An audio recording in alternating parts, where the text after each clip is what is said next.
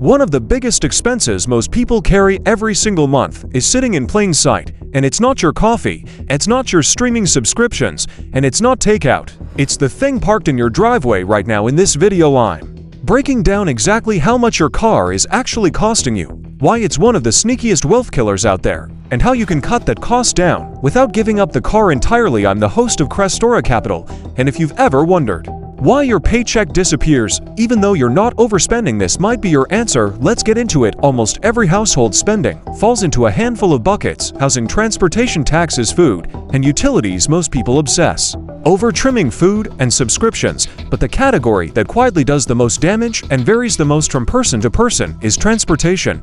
And the reason it flies under the radar is simple: a lot of us tie our car to our identity. A nicer car reads as success, so people stretch their budgets further than they realize just to drive something that gets noticed. Here's what that stretching actually looks like in numbers. Recent data shows a growing share of people financing new cars are now locked into monthly payments north of $1,000, the highest that figure has ever been. And according to cost of ownership research, the average car in America costs somewhere around $10,000 to $11,000 a year to simply own and operate. Let that sink in for a second. That's not the purchase price, that's just the yearly cost of keeping it running. Let's use a real reasonable example. Not some flashy luxury car, just a solid mid-range sedan a few years old. Over 5 years, the total cost to own a car like this typically lands somewhere around $40,000 to $45,000. Call it roughly $8,500 to $9,000 a year on the average American salary. That's easily 15 to 16% of someone's gross income going toward a single depreciating asset. I'm not saying owning a car like this is irresponsible. For most people, it's completely reasonable, but very few people realize just how much of their income it's quietly consuming. So let's break down exactly where that money goes. The single biggest chunk of that cost is depreciation. The moment a new car leaves the lot, it typically loses somewhere between 10 and 15% of its value instantly just for becoming used. That's why buying brand new is one of the most expensive financial decisions you can make. With a car, you're putting your money into an asset that is guaranteed to lose value from day one. The sweet spot most financial-minded buyers aim for is a car around 3 to 5 years old with somewhere between 30,000 and 45,000 miles. By that point, the steepest part of the depreciation curve has already happened, but the car is still young enough to avoid major repair headaches. Next is taxes and registration fees, and honestly, there's not much you can optimize here. Every state charges some version of this every year. The one real lever is simply owning fewer cars. If your household has 3 or 4 vehicles for 2 or 3 drivers, every extra car is quietly racking up registration costs, inspection fees, and insurance premiums for a vehicle that mostly just sits there. Then there's financing. Very few people pay cash for a car outright, so most of us are financing the difference, and interest rates on auto loans have climbed significantly in recent years. Even with strong credit, you're often looking at rates in the 6 to 7% range, and if your credit isn't great, that number climbs fast enough that buying used and financing less becomes the smarter move. Fuel is the cost people underestimate the most because it doesn't show up as one clean monthly bill.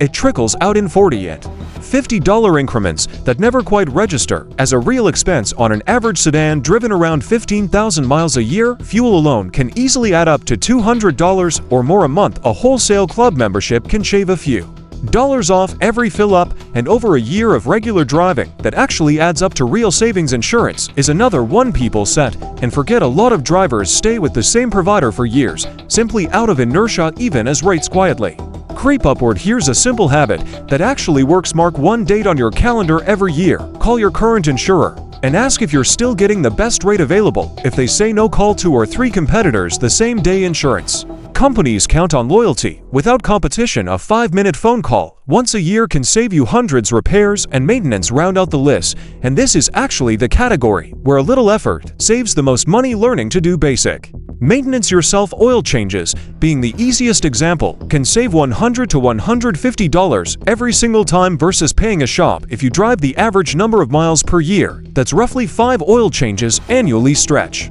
that across a few decades of driving, and simple do-it-yourself maintenance can realistically save you well into the tens of thousands of dollars over your lifetime. And a small tip worth knowing: when your check engine light comes on, most auto parts stores will run a free diagnostic scan for you before you ever book an appointment. Sometimes the scary warning light is something as small as a loose gas cap. Now here's the part that actually changes how you think about this. Every dollar that goes into a depreciating car is a dollar that isn't invested somewhere growing for you. If you took that roughly $10,000 a year average cost of ownership and simply invested it instead, even at a conservative long-term market average over 10 or 15 years, that money could realistically grow into tens of thousands of dollars more than it started, as that's the real hidden cost of a car.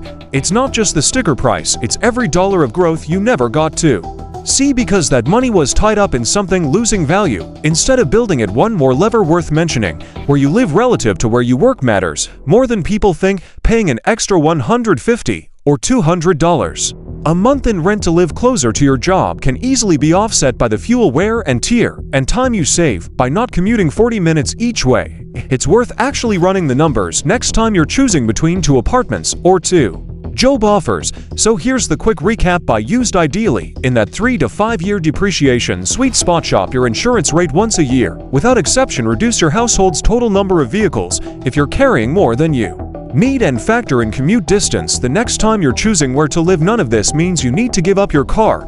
It just means understanding exactly where that money is going so it stops disappearing without you noticing. If this changed how you're going to look at your next car purchase, hit subscribe right here on Crestaro Capital and let me know in the comments how old is the car you're driving right now. See you in the next video.